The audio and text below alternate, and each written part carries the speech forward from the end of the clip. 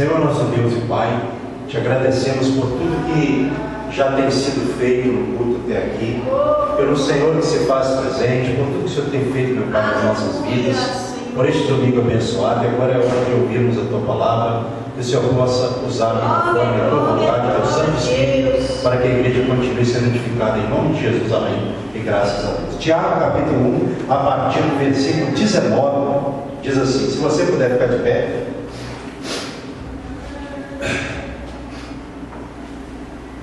Vocês sabem estas coisas, meus amados irmãos. Cada um esteja pronto para ouvir, mas seja tardio para falar e tardio para ficar irado. Porque a ira humana não produz a justiça de Deus. Portanto, deixando toda a impureza e acúmulo de maldade, acolha com mansidão a palavra implantada em vocês, a qual é poderosa para salvá-los. Sejam praticantes da palavra e não somente ouvintes, enganando a vocês mesmos, porque se alguém é ouvinte da palavra e não praticante, assemelha-se àquele que contempla o seu rosto natural no espelho, pois contempla a si mesmo e retira e logo esquece como era a sua aparência.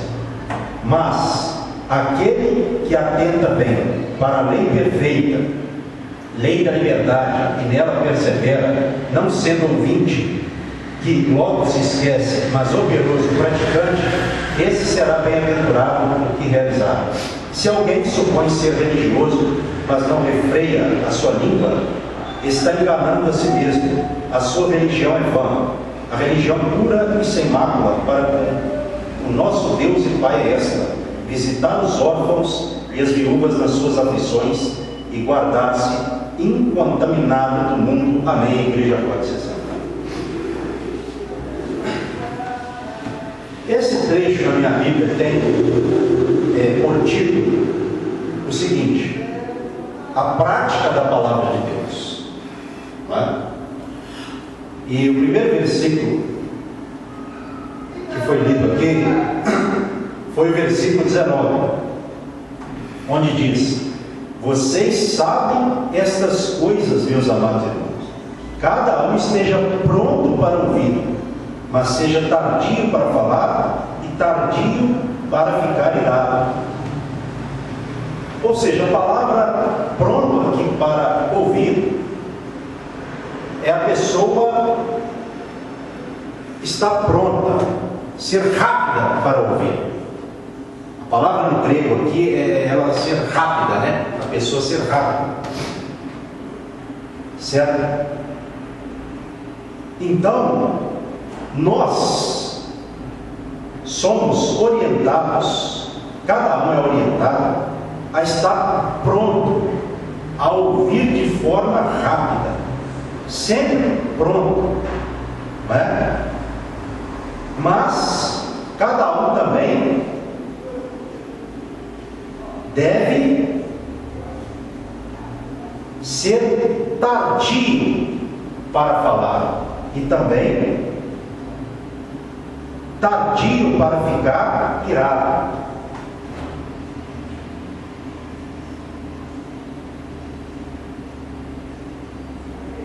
Então a pessoa tem que ouvir de forma rápida, porque uma pessoa que ouve de forma rápida, ela vai saber, a pessoa que está sempre pronta, preparada para ouvir, ela vai saber o que falar, a hora de falar.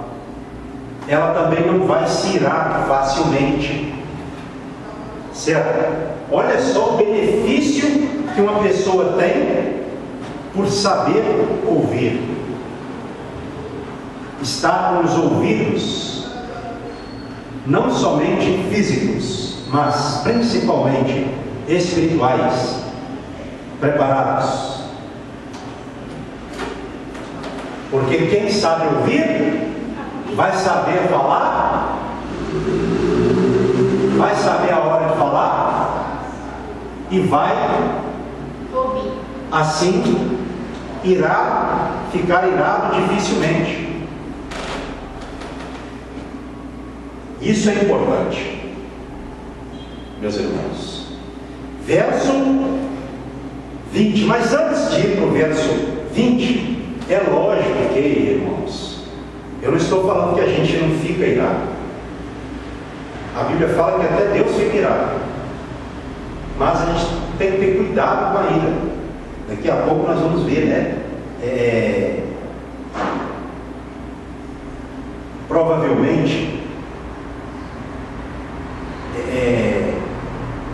Provavelmente não, eu já vou entrar no versículo que diz, porque a ira humana não produz a justiça de Deus. O verso 20. Então por isso que a gente tem que evitar a ira humana, né? A pessoa que se ira facilmente, a pessoa que qualquer coisa que acontece, né? Acontece algo, esse algo já é motivo para ela ficar irada, então aí ela vai cair aqui, porque a ira humana não produz a justiça de Deus. Deus, ele não trabalha numa pessoa irada. Uma coisa é a pessoa ficar irada, Deus até poder usar ela no eventual caso ou outro, né? Mas uma pessoa irada, aqui é a questão da pessoa irada, né? Então Deus não tem como trabalhar, porque o Espírito Santo, ele é pacífico. Você vai lá para o fruto do Espírito, você vai ver, né? É o contrário. Então a ira, nesse sentido, ela é uma obra da carne. Como eu falei, até Deus fica irado. Se você vê uma coisa errada por muito tempo, uma injustiça, você vai ficar também, né? Irado ou irada. Isso não é pecado. De repente essa ira vai até levar você a fazer alguma coisa para ajudar. Mas tem que ter controle. Quando fala que a ira humana não produz a justiça de Deus, é a ira que leva a pessoa a fazer o quê? O que está errado. Que leva a pessoa a pecar. Por exemplo, a brigar, a querer resolver na força humana. Aí não tem como, né? Nesse sentido a gente tem que vigiar, né? Porque se a gente não vigiar, isso pode acontecer. Já aconteceu comigo, né? Já aconteceu, creio, com você também. Mas isso não é normal de acontecer com um cristão, porque a gente sabe que a ira é um sentimento que leva a pessoa muito facilmente a fazer o que Deus não quer. A Bíblia tem muitos versículos e passagens, né, que falam isso. Então a gente vai lutar contra a ira também. Quando a gente fica irado, né, a gente vai logo procurar se controlar, porque a gente tem o conhecimento da palavra, certo? Verso agora de número 21. Portanto, deixando toda a impureza. O que é impureza aqui? Costume moral, não é?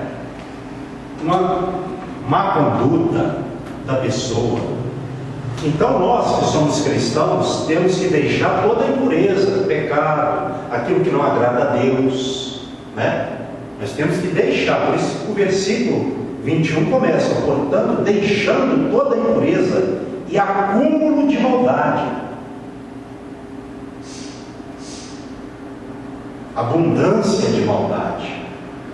Então, nós temos que deixar impureza, maldade, obras da carne. A gente tem que, né, lutar contra a nossa carne pecaminosa, que nos quer levar ao pecado, ao distanciamento de Deus.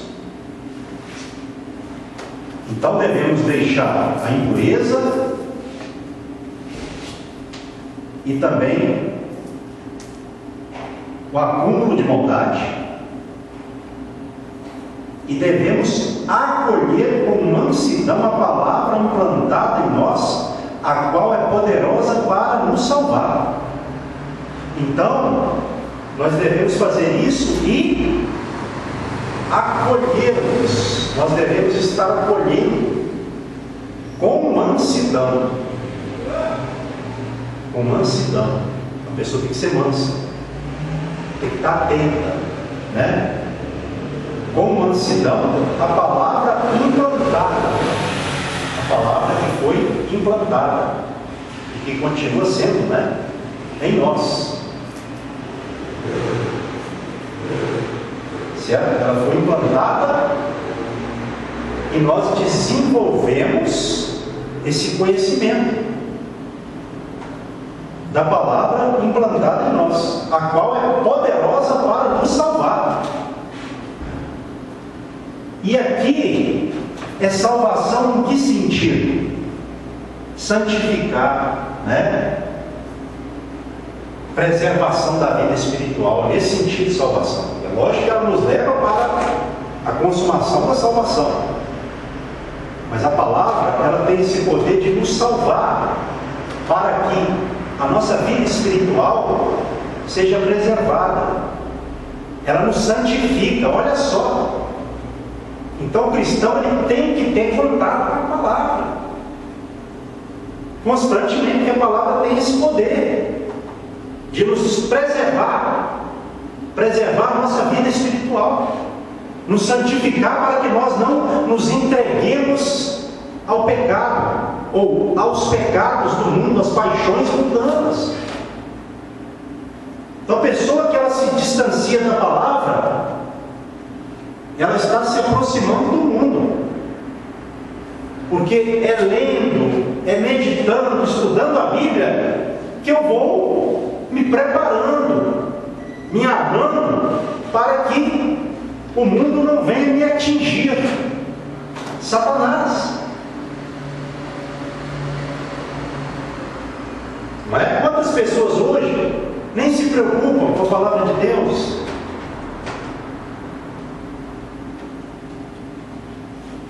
Tem pessoa que ela passa de 100% do tempo que ela tem acordada, obviamente, né? De 100% do tempo que ela tem, ela dedica 50, 40, 35 para a internet. Para Deus, nem 1%, nem 2%. Uma pessoa dessa, ela está desenvolvendo a sua salvação ou a sua condenação?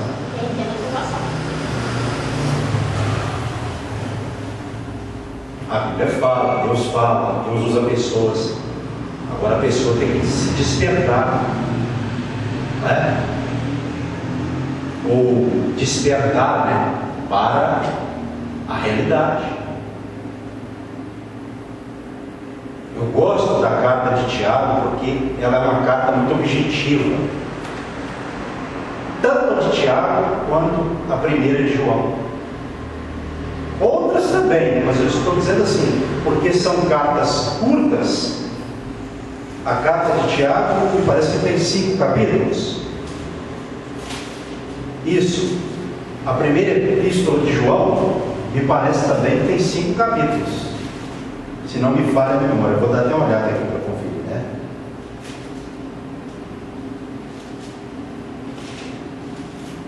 Todas as duas cartas, né? Contém 5 capítulos. Ou seja, são cartas curtas e objetivas, que nos ensinam muito, né? Verso agora 22.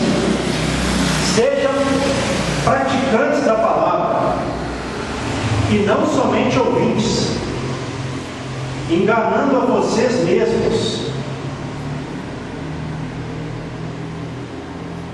Tem uma versão, parece que é a Almeida Revista Corrigida, é essa Bíblia, Almeida Revista Corrigida, ela diz assim: sejam praticantes da palavra e não somente ouvintes, enganando a vocês mesmos. E ela acrescenta assim, com falsos discursos. Se não me falha a memória, é esse versículo. se não me falha a memória. Certo? Então, se a pessoa ela não for praticante da palavra, ou se as pessoas não forem praticantes da palavra, elas enganarão elas mesmas com falsos discursos. Porque é a palavra que dá direção, a palavra é que tem que estar na nossa mente, no nosso coração, não é? Nos nossos diálogos. A pessoa ela está dialogando com outra, ela tem que, sendo uma pessoa cristã, ela tem que sempre procurar uma forma de falar da palavra, porque há necessidade. Quantas pessoas, né, por não estarem praticando a palavra, quando elas vão conversar, elas conversam coisas do mundo. Pessoas das igrejas. Isso é complicadíssimo, né? Não estou dizendo, obviamente, que o cristão não pode conversar com alguém sobre um outro assunto que não seja a palavra. Mas é importante, na medida possível, sempre associar, principalmente hoje, os acontecimentos apocalípticos ao que a Bíblia diz. Isso é importante. É uma sacada inteligente de um cristão. É um pensamento inteligente. E uma atitude também inteligente. Verso 23. Porque se alguém é ouvinte da palavra e não praticante, assemelha-se àquele que contempla o seu rosto natural no espelho, pois contempla a si mesmo, se retira e logo esquece como era a sua aparência. Não é? Interessante. A pessoa que é ouvinte e não praticante da palavra, ela é como alguém que contempla o seu próprio rosto natural no espelho. Verso 24, pois contempla a si mesmo, se retira e logo esquece como era a sua aparência. A pessoa não pratica, ela vai esquecendo. Ela não pratica. De acordo com esse versículo, ou com esses versículos e outros mais nesse sentido, quantas pessoas elas estão nesses dois versículos, nas igrejas?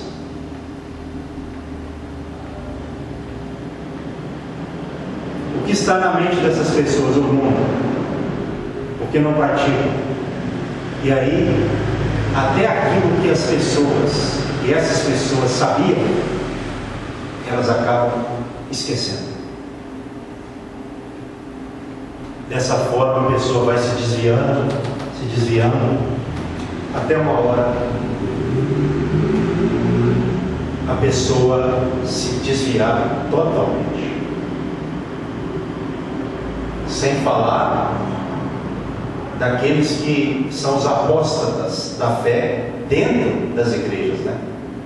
Os que já abandonaram a fé, os que já se desviaram dentro das igrejas. A Bíblia fala sobre isso também.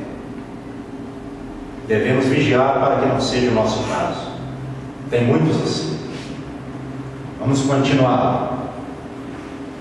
Então seja praticante, porque senão vai esquecer tudo e não vai servir para nada.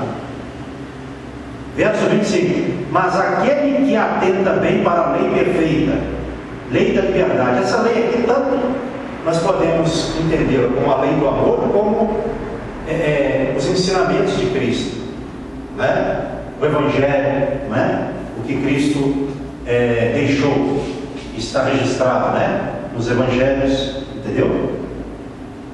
Então a pessoa que atenta bem para a lei perfeita, lei da liberdade, e nela persevera, não sendo ouvinte, que logo se esquece, mas operoso, praticante, esse será bem-aventurado no que realizar. Então toda pessoa que pratica a palavra, não é? Que é uma pessoa praticante, essa pessoa vai ser bem-aventurada no que ela realizar, porque ela pratica.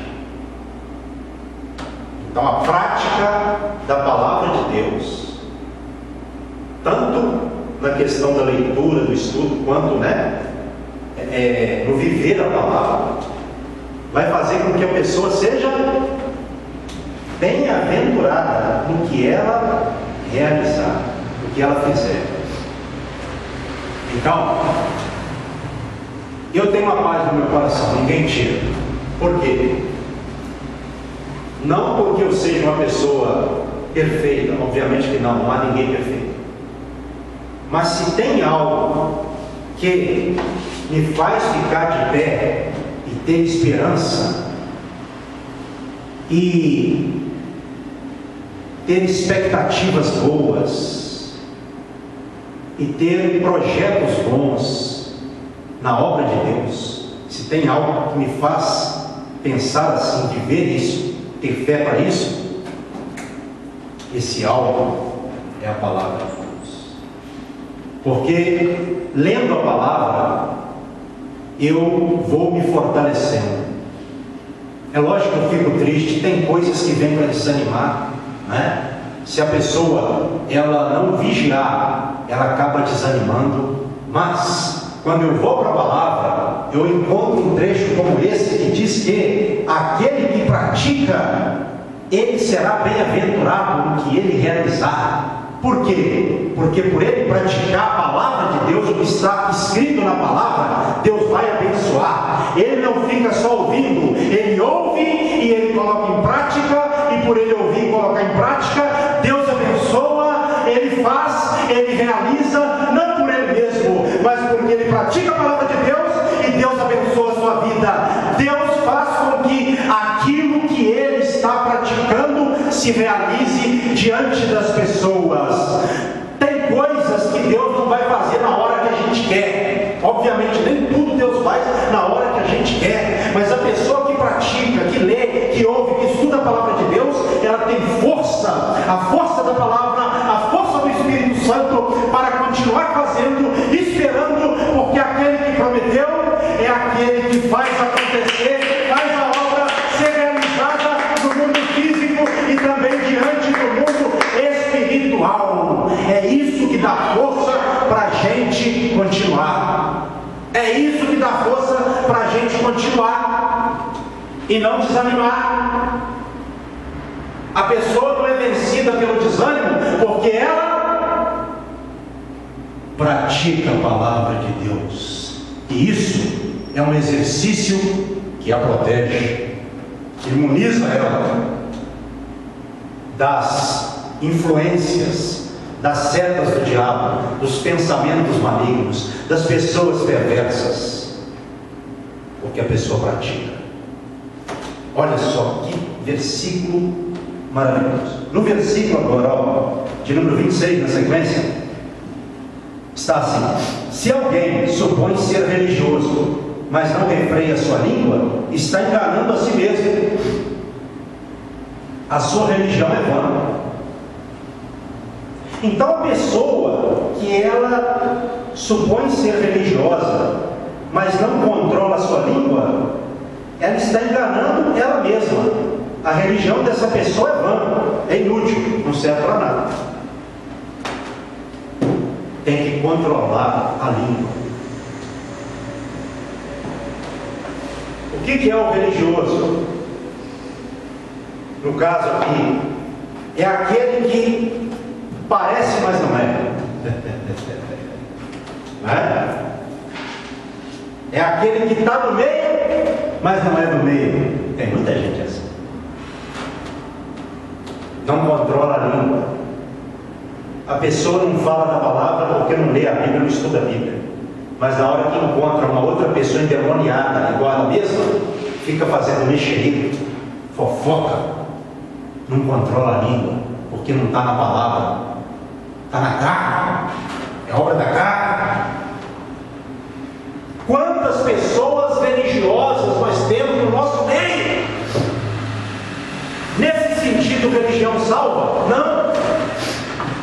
Estar na igreja somente salva? Não. É lógico, é óbvio que nós temos que estar na igreja, mas só isso salva? Essa é uma religião que eu costumo, de acordo com essa passagem e outras mais, eu costumo chamar de religião sem vida. Aparência externa e nada mais.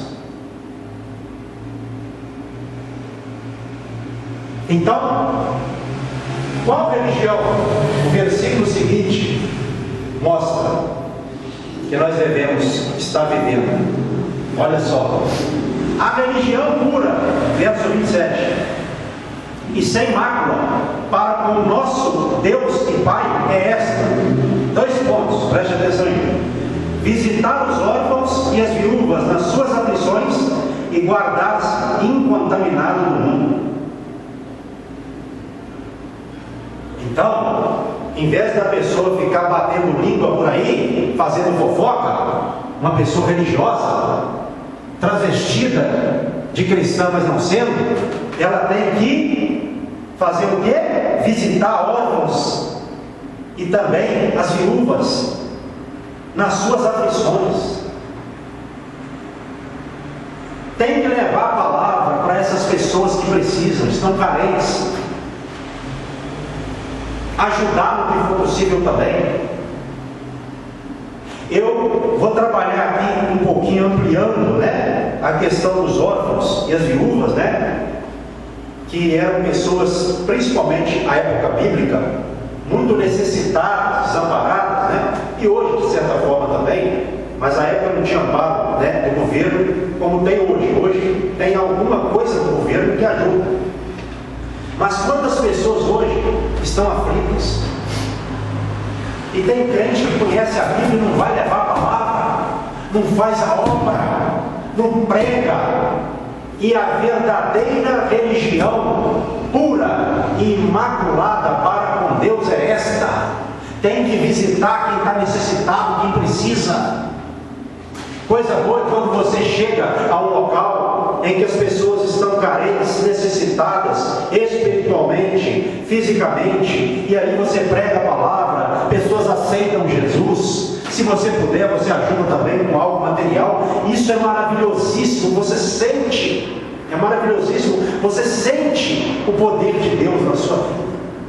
Você vê a obra de Deus sendo feita, e essa é a verdadeira religião para com Deus. Imaculada, porque maculada, eu vou dizer que é a religião do religioso, a religião manchada pelo pecado, pela fofoca. Agora, a religião pura e imaculada para com o nosso Deus e Pai é essa: visitar os órfãos e as viúvas nas suas aflições. Porque quando você visita as pessoas que estão aflitas, você está praticando a verdadeira religião. E você e eu, nós temos que fazer isso, e está também nos guardando da contaminação do mundo. Porque o mundo tenta descaracterizar o crente. O diabo faz isso.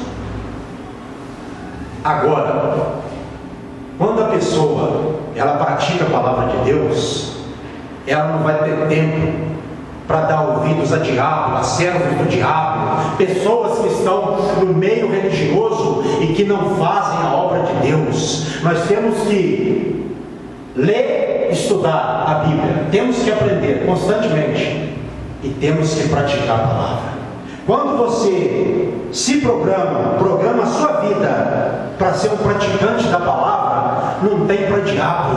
Quando o diabo vem tentando te tirar do caminho, quem vai bater em retirada é ele, porque você está cheio do Espírito Santo, você é praticante da palavra, você sabe entender e discernir quando ele se manifesta, quando alguém vem em nome dele, e em vez de você ser atingido por essa ação maligna, você vai repreender essa pessoa ou essa situação, esse espírito, em nome de Jesus. e seja pessoa física ou espiritual, vai bater em retirada, porque o diabo não suporta um crente cheio do Espírito Santo, que pratica a palavra de Deus.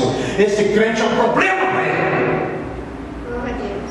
Eita glória, aleluia. Tem que praticar. Não é ficar filosofando na fé, não. Tudo bem, aprender e tudo, mas tem gente que aprende e nunca chega ao conhecimento da verdade. Isso é maligno. Tem que aprender, absorver, para depois transmitir.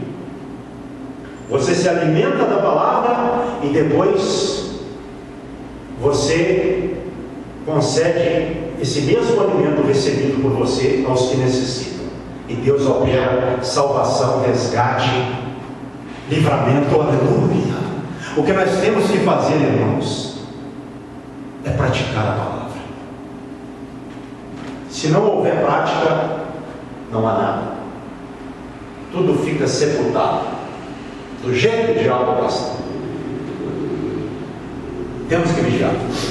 E para a gente caminhando para o encerramento, na mesma carta de Tiago, tem dois exemplos aqui: Abraão e Raabe, exemplos de fé. Vamos ler a partir do versículo 18. Mas alguém dirá: você tem fé e eu tenho obras. Mostre-me essa sua fé sem as obras, e eu com as obras lhe mostrarei a minha fé. Você crê que Deus é um só? Faz muito bem. Até os demônios creem e tremem. Seu tolo, você quer ter certeza de que a fé sem obras é inútil? Por acaso não foi pelas obras que Abraão, o nosso pai, foi justificado quando ofereceu seu filho Isaque sobre o altar? Você percebe que a fé operava juntamente com as suas obras, e que foi pelas obras que a fé se consumou. Verso 23, capítulo 2.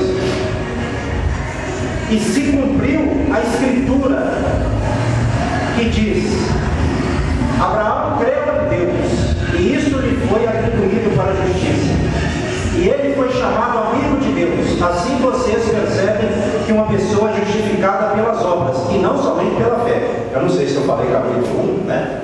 Quando eu vim para cá, mas é o capítulo 2, né? Se eu falei capítulo 2, tudo bem. Se eu falei capítulo 1, estou corrigindo, né? Então, olha só, Abraão, ele foi justificado somente pela fé? Não. Olha só, bem claro o texto. Verso 22. Você percebe que a fé operava juntamente com as suas obras, e que foi pelas obras que a fé se consumou, que a fé foi aperfeiçoada, que ela se tornou completa.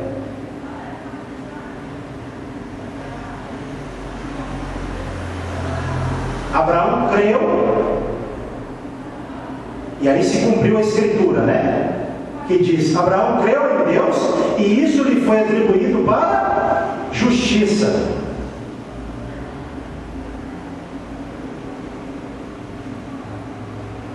Não é? Então, Abraão, ele foi declarado justo, não é? Ou não? Foi pelo Senhor, porque ele praticou a sua fé. E por isso o Senhor o aceitou. Olha só. Quando Deus pediu a Abraão para sacrificar Isaque no Monte Moriá, ele foi ou não foi? E quando ele ia sacrificar Isaque, o anjo bradou. Nós vamos ver isso aqui em Gênesis capítulo 22, porque é essa a referência, certo? Tiago está falando do que aconteceu em Gênesis, capítulo 22, para que você tenha uma noção. Vamos lá.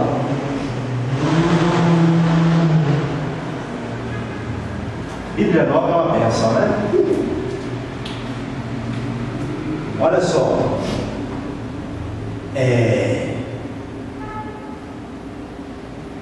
Verso 11, quando ele foi sacrificado. Mas do céu, o anjo do Senhor, Gênesis capítulo 22, verso 11, o chamou: Abraão, Abraão. Ele respondeu: eis-me aqui. Então lhe disse: não estenda a mão sobre o menino, e não faça nada a ele, pois agora sei que você teme a Deus, porque não me negou o seu filho, o seu único filho. Abraão ergueu os olhos e viu atrás de si um carneiro preso pelos chifres entre os arbustos. Abraão pegou o carneiro e o ofereceu em holocausto, em lugar de seu filho. E Abraão deu àquele lugar o nome de: o Senhor proverá. Daí dizer-se até o dia de hoje: no monte do Senhor se proverá. Então do céu, pela segunda vez, o anjo do Senhor chamou Abraão e disse: por que você fez isso e não me negou o seu filho, o seu único filho? Juro por mim mesmo, diz o Senhor, que certamente o abençoarei e multiplicarei a sua descendência como as estrelas dos céus e como a areia que está na praia do mar. Sua descendência tomará posse das cidades dos seus inimigos. Na sua descendência serão benditas todas as nações da terra, porque você obedeceu a minha voz. Então Abraão voltou para onde estavam os seus servos, e juntos foram para Berseba, onde fixou residência. Então, o anjo do Senhor, ele chamou por 2 vezes. A primeira foi para falar para Abraão não fazer aquilo, porque ali o Senhor viu que ele temia a Deus. E a segunda vez que o anjo chamou foi para falar da promessa que se cumpriria. Aleluia! Aleluia! Meu Deus. Então a Bíblia diz que aquele que é conhecido como o pai da fé, Abraão, ele foi justificado pelas obras e não somente pela fé. Adianta alguém chegar perto de você ou de mim e dizer que tem fé somente? Eu creio, eu tenho fé. Tiago disse que até os demônios creem e tremem de medo de Deus, mas nem por isso eles obedecem. Eles não são salvos. Não adianta. Tem que falar que crê e tem que praticar o crer para valer, senão não vale nada, de acordo com esse trecho de Tiago. Por isso que tem alguns ensinamentos no meio religioso que a gente tem que ter cuidado, né?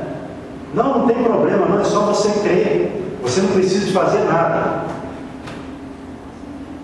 Não é o que está escrito aqui.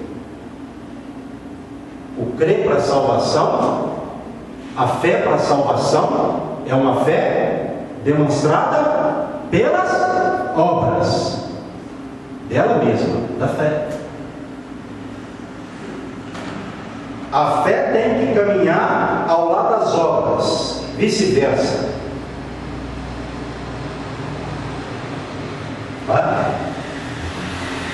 Verso 24 de Tiago capítulo 2. Assim vocês percebem que uma pessoa é justificada pelas obras e não somente pela fé. Mas ainda no final do 23 diz assim: e ele foi chamado amigo de Deus. Abraão foi chamado o quê? Amigo de Deus.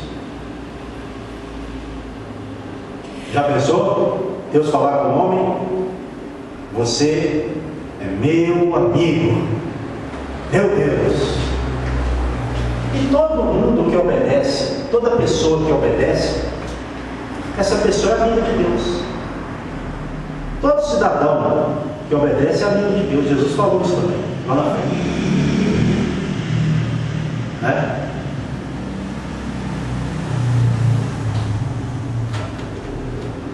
Versículo agora, de número 25. De igual modo, será que não foi também pelas obras que a prostituta Raabe foi justificada quando acolheu os emissários e os fez partir por outro caminho? Porque assim como o corpo sem o espírito é morto, assim também a fé sem as obras é morta. Raabe, a prostituta, que seria condenada com Jericó, que foi uma cidade destruída por Deus. Por que Raabe saiu da sentença da condenação de Jericó para entrar na linhagem de Jesus, na genealogia de Jesus? Porque ela teve a revelação de Deus, de quem era Deus e do que Deus faria com aquela cidade, e acolheu os espias enviados por Josué. Esse ato de fé e o acordo que ela fez com os espias fez com que Raabe e sua família escapassem da destruição com a qual Deus destruiu Jericó. E hoje, onde nós encontramos Raabe? Na genealogia de Jesus. Olha só, uma prostituta entrou para a história, saiu da condenação e entrou na salvação. Porque todo aquele que crê, seja pessoa, uma mulher, né? Seja ela uma prostituta, ou um prostituto, um ladrão, bandido, que crê e se arrepende, sai da condição de condenação e entra para a condição de salvação. Há um excelente testemunho, exemplo sobre isso. Mas ainda para encerrar, eu não li do verso 14 de Tiago 2 ao 17, diz assim, acompanhe comigo, por favor.